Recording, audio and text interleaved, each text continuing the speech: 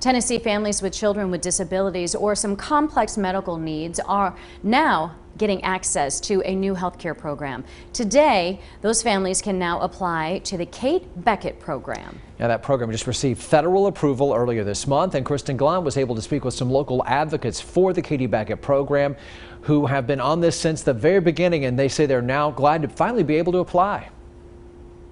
That's right. Tennessee was the only state that didn't have a Beckett law in place until today. Now thousands of families across the state can now start the application process.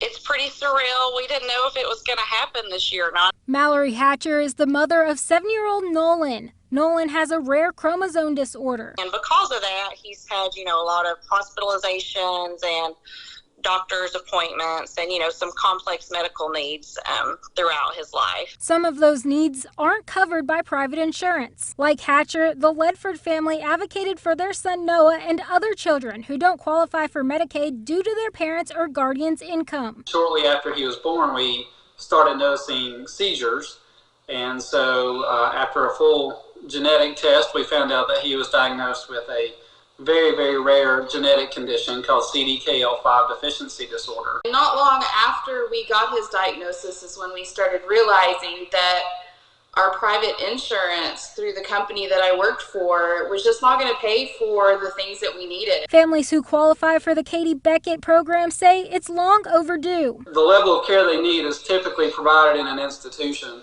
like a hospital, but the Beckett program allows them to receive that same level of care in the home. Families must apply through TennCare, which can be a lengthy process. Approval won't be completed until the new year. We realize this is not going to be perfect coming out the door, but that we can keep working together and, make it the best possible to accommodate the children and families in our state.